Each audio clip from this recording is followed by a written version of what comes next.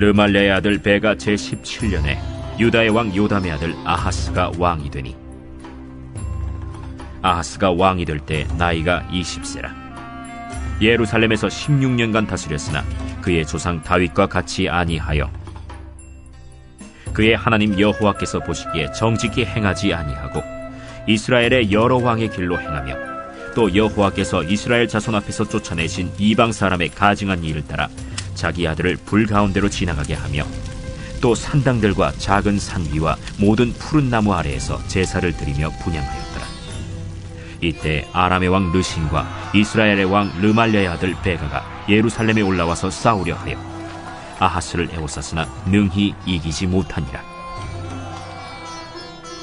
당시에 아람의 왕 르신이 엘랏을 회복하여 아람에 돌리고 유다 사람을 엘랏에서 쫓아내었고 아람 사람이 엘랏에 이르러 거기에 거주하여 오늘까지 이르렀더라.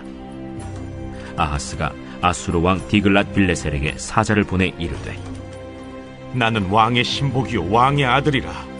이제 아람 왕과 이스라엘 왕이 나를 치니 청하건대 올라와 그 손에서 나를 구원하소서 하고 아하스가 여호와의 성전과 왕궁 곳간에 있는 은금을 내어다가 아수르 왕에게 예물로 보냈더니 아수르 왕이 그 청을 듣고 곧 올라와서 다메섹을 쳐서 점령하여 그 백성을 사로잡아 기르로 옮기고 또 르신을 죽였더라.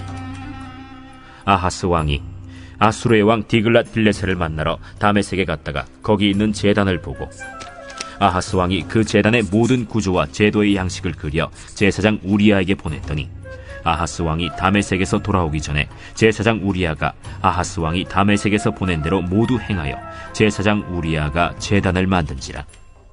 왕이 다메섹에서 돌아와 제단을 보고 제단 앞에 나아가 그 위에 제사를 드리되 자기의 번제물과 소제물을 불사르고 또 전제물을 붓고 수은제 짐승의 피를 제단에 뿌리고 또 여호와의 앞 곧 성전 앞에 있던 놋제단을 새 제단과 여호와의 성전 사이에서 옮겨다가 그 제단 북쪽에 그것을 두니라. 아하스 왕이 제사장 우리아에게 명령하여 이르되, 아침 번제물과 저녁 소제물과 왕의 번제물과 그 소제물과 모든 국민의 번제물과 그 소제물과 전제물을 다 이 큰 제단 위에 불사르고 또 번제물의 피와 다른 제물의 피를 다 그 위에 뿌리라. 오직 놋제단은 내가 주께 여쭐 일에만 쓰게 하라. 제사장 우리아가 아하스 왕의 모든 명령대로 행하였더라. 아하스 왕이 물두멍 받침의 옆판을 떼내고 물두멍을 그 자리에서 옮기고 또 놋바다를 놋소 위에서 내려다가 돌판 위에 그것을 두며 또 안식일에 쓰기 위하여 성전에 건축한 낭실과 왕이 밖에서 들어가는 낭실을 아수르 왕을 두려워하여 여호와의 성전에 옮겨 세웠더라. 아하스가 행한 그 남은 사적은 유다 왕 역대 지략에 기록되지 아니하였느냐. 아하스가 그의 조상들과 함께 잠에 다윗성에 그 열조와 함께 장사되고 그의 아들 히스기야가 대신하여 왕이 되니라.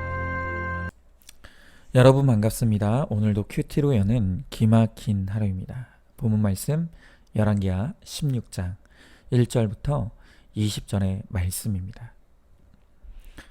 저는 오늘 큐티 말씀에 등장하는 이 남유다의 아하스 왕을 한마디로 평가한다면 그는 성공지상주의자다. 저는 이렇게 평가하고 싶습니다. 성경에서 기록된 그는 자신의 행복과 성취에 도움이 되는 것이라면 수단과 방법을 가리지 않습니다. 닥치는 대로 행하는 것을 봅니다. 그러나 그러한 그의 삶은 여호와 보시기에 정직하지 않은 삶이었고 또한 주님께서 가증히 여기는 삶이었다고 합니다. 왜 그럴까요? 자, 오늘 먼저 말씀의 3절을 보니까 이 아하스는 남유다의 왕이면서도 그의 삶의 길은 북왕국의 왕들의 길을 걸었다고 합니다. 그리고 무엇보다 그가 가장 악했던 것은 자기 아들을 불 가운데로 지나가게 했다는 것입니다. 이 자식을 불 가운데 지나가게 하는 행위는 당시 하나님께서 가장 가증하게 여기시던 암몬 족속이 섬기던 몰렉신의 제사 방법이었습니다. 이들은 몰렉에게 자식을 인신공양함으로써 그 신들이 자신에게 성공과 승리를 가져다 줄 것이라고 그렇게 믿었습니다. 특별히 이 몰렉 신에게 자식을 바치는 행위에 대해 김양재 목사님은 오늘날 부모들이 자녀들을 이 세상의 야망과 성공, 또 성적 지상주의의 세상 가치관에 내어주는 것이 이것과 똑같은 것이라고 그렇게 말씀하십니다. 그렇습니다. 교회 안에 소위 중직자라고 하는 집사님, 권사님, 장로님들조차도 오히려 자녀들을 교회에 나가지 못하게 하고 또 수련회 안 보내면서 자녀들을 학교와 학원에 바칩니다. 그러면서 늘 하는 말이 무엇입니까? 다 너 잘 되라고 하는 거야. 좋은 대학 가서 그때 교회 가도 늦지 않아. 그러나 여러분, 그 결과가 무엇입니까? 설령 그렇게 해서 자녀들이 정말 좋은 대학 가고 좋은 직장에 가서 세상에서 출세한다고 한들 그 자녀들이 하나님을 찾겠습니까? 이미 하나님과 멀어질 대로 멀어진 자녀들이 결국 세상의 죄악에 자기의 몸을 불사르는 멸망의 자녀가 되고 마는 것을 우리는 얼마나 많이 지켜보고 있습니까? 지금 교회들도 오직 기복의 복음과 성공 복음만 외치며 행복을 가르친 결과로 교회 주일학교와 청소년부가 텅텅 비어가고 있습니다. 정말 이제라도 세상의 제물로 바쳐졌던 우리의 자녀들을 다시 찾아와야 합니다. 이러다 내 자녀들 지옥 가면 그 책임을 누가 질 것입니까? 그러려면 우리 부모들이 먼저 회개해야 합니다. 지난날 세상 행복만 추구하던 잘못된 삶의 목적을 회개하고 이제는 나와 내 가정의 목적을 거룩과 구원에 두고 부지런히 말씀의 삶을 살아내는 본을 보이고 복음을 외침으로 내 자녀들의 영혼이 주님께로 돌아올 수 있도록 힘써야 될 것입니다. 자, 질문해 봅니다. 내 자녀들을 성공과 출세의 명분을 따라 세상의 제물로 바치고 있지는 않습니까? 학교와 학원으로 보내는 데는 시간과 물질을 아끼지 않으면서 자녀들과 매일 큐티하고 가정 예배를 드리는 것에는 조금의 시간도 하나님 앞에 드리지 못하고 있지는 않습니까? 부모된 우리가 먼저 큐티하고 말씀을 삶의 본으로 보여 인생의 목적이 행복이 아닌 거룩임을 외치는 그러한 부모님이 되시길 바랍니다. 자, 이어지는 5절 이하의 말씀을 보니까 아람 왕 르신과 이스라엘 왕 르말리아의 아들 베가가 연합하여 예루살렘을 공격했다고 합니다. 자, 그런데 이때 아하스가 자신과 남유다를 구할 구원자로 찾은 것은 하나님이 아니라 아스로 왕인 디글랏 빌레셀이었다고 합니다. 심지어 8절에 보니 아하스는 이 아스로 왕에게 잘 보이기 위해 성전과 왕궁 곳간에 있었던 은금을 다 내어다가 이 아스로 왕에게 예물로 보냈다고 합니다. 우리도 마찬가지입니다. 지금 많은 젊은이들이 인생의 목적이 행복이 되니 결혼의 목적도 행복이 되어서 내 인생을 구원해 줄 것 같은 그 구원자를 찾아 온갖 예물을 갖다 바치며 불신 결혼하는 것도 마다하지 않습니다.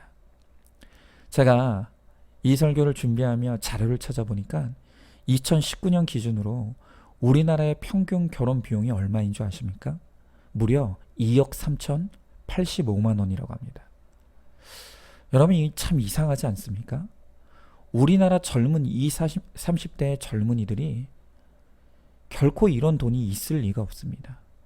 그러면 도대체 결혼을 하겠다고 하는 신혼 부부들이 어떻게 이 돈을 마련했다는 말입니까?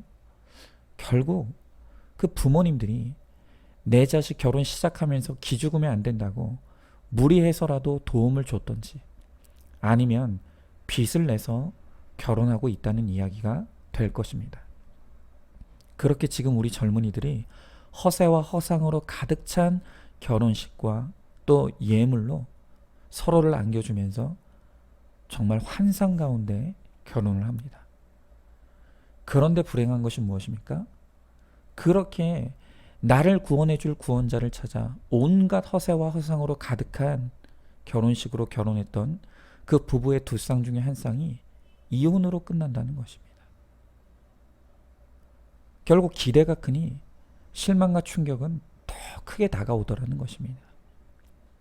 여러분, 그렇게 빚까지 내면서 허세와 허상으로 가득 찬 결혼 생활을 시작하지만 그 거품이 어디 오래 가겠습니까? 거품은 곧 꺼지고 맙니다. 그리고 그 거품이 사라진 서로의 감춰졌던 모습에서 보게 되는 진짜 실상이 무엇이겠습니까? 그것은 결국 죄인된 나와 죄인인 너의 모습입니다. 바로 그때부터 가정의 혼란과 갈등은 피할 수 없는 수순입니다. 왜 그렇습니까? 서로의 죄인된 모습을 어떻게 해석하고 어떻게 이해하고 어떻게 품어야 되는지에 대해서 어떤 양육이나 훈련을 부모로부터 또 세상으로부터 받지 못했기 때문입니다. 그러니 서로의 죄인의 실상을 보기 시작하면서 죽도록 싸우고 죽도록 미워하다 죽기 전에 이혼하고 마는 것입니다. 그래서 가장 중요한 것은 우리가 다시 성경의 원리로 돌아가는 것입니다. 성경은 결코 인간이 구원자가 될 수 없다고 말합니다. 그리고 결혼의 목적이 행복이 아니라 거룩임을 분명하게 가르쳐 줍니다. 하나님은 가정이라는 공동체를 통해서 죄인인 나와 죄인인 내가 하나됨을 이루기 위해 나의 반을 잘라내고 상대방의 반을 잘라내는 나를 죽이는 과정을 통과해야 된다는 것입니다.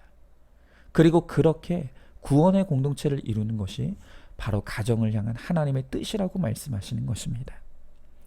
오직 가정의 중심에 하나님과 하나님의 말씀을 두고 말씀대로 사는 가정이 될 때 비로소 서로가 구원자가 되는 것이 아니라 서로의 구원을 돕는 진정한 행복을 이루는 부부가 될 수가 있는 것입니다. 사람은 누구도 구원자가 될 수 없습니다.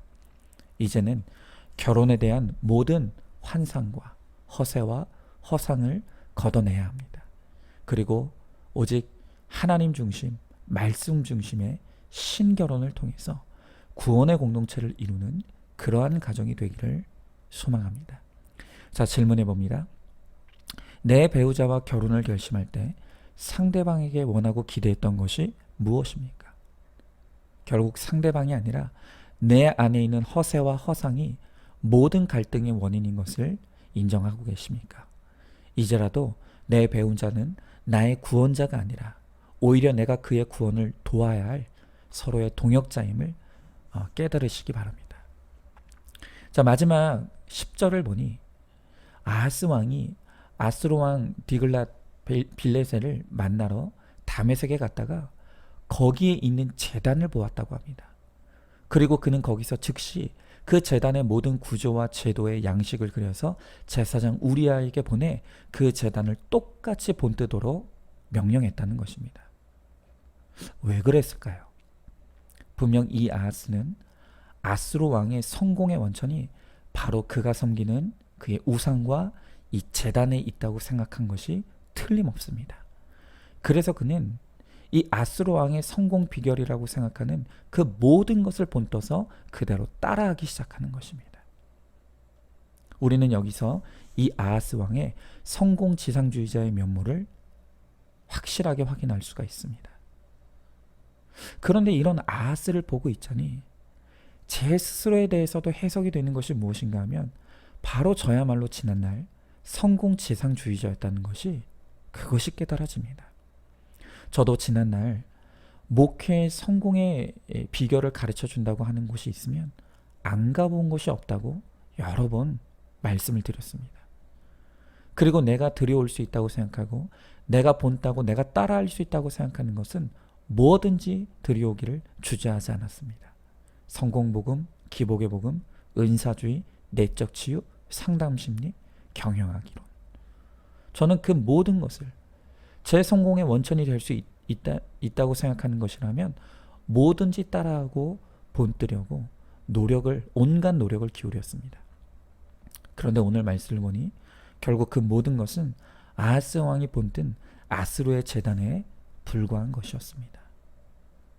하지만 그렇게 성공 지상주의에 빠져서 헤매던 저를 주님께서 회개시키시고 이제는 돌이켜 복음의 본질은 구속사의 복음의 자리로 인도해 주셨습니다. 하지만 처음에 이 구속사를 접했을 때 저는 이 복음이 저를 성공시켜줄 복음이 아니라 망하게 할 복음 같아서 너무 두려웠습니다. 그래서 도저히 따라할 수가 없었습니다. 그러나 하나님의 강권적인 은혜로 오늘 이 복음에 진짜 생명이 있고 이 복음에 진짜 행복이 있다는 것을 이제 주님께서 깨닫게 하셔서 저는 이 길을 걸어갑니다. 그래서 이제 제가 그렇게 따라하려고 했던 세상의 성공을 보장해 준다고 하던 그 거짓 제단들을 이제 다 치우고 정말 하나님만 섬기는 영의 성전을 세워가는 거룩의 길을 걸어가고자 합니다. 여러분은 어떻습니까? 오늘 여러분들 가운데서도 나와 내 가정 그리고 내 자녀들의 성공을 위해서라고 하면서 구원과 상관없는 이 세상의 이방신들의 재단들을 들여와서 닥치는 대로 따라하고 있지는 않습니까? 부동산 재단, 투기 재단, 학벌 재단, 출세 재단, 그 모든 재단들을 들여와 세상의 악한 방법과 방식들을 닥치는 대로 따라하며 살고 있지는 않느냐는 것입니다. 그러나 주님은 그 아하스의 모든 삶의 방식이 하나님 앞에 가증한 것이라고 말씀하십니다. 그리고 그것이 나와 내 가정의 거룩과 구원을 멀어지게 하고 죽게 하는 것이라고 오늘 주님은 우리들에게 말씀하십니다. 이제는 그 모든 세상 우상의 제단들을 우리 깨트리길 바랍니다. 내어 버리길 원합니다. 그리고 나와 내 가정은 오직 하나님만 예배하는 그런 믿음의 가정이 되어서 말씀대로 믿고 살고 누리는 말씀의 제단을 쌓아 하나님이 주시는 은혜와 하나님이 주시는 승리를 누리는 저와 여러분 우리 모두가 되시기를 소망합니다. 자, 질문해 봅니다. 매일 큐티 재단, 공예배 재단을 잘 쌓아가고 있습니까? 성공을 준다고 하면 뭐든지 가져와 재단을 쌓으며 하나님이 가증히 여기시는 불의와 불법의 삶을 살아가고 있지는 않습니까? 오직 하나님 한 분만 섬기는 믿음의 재단을 잘 쌓아 진정한 행복을 누리는 저와 우리 모두가 되기를 간절히 소망합니다. 오늘도 마지막으로 오늘 8월 6일자 보석상자입니다. 나 한 사람의 고난이 교회를 살립니다. 나 한 사람의 눈물의 기도가 죽어가는 수많은 영혼을 살립니다. 지금 고난 속에 있는 당신이야말로 능력 있는 그리스도의 일꾼입니다. 오늘도 큐티로 기막힌 하루를 살아가는 하늘가족 공동체 우리 모든 성도님 되시기를 주님의 이름으로 축복합니다.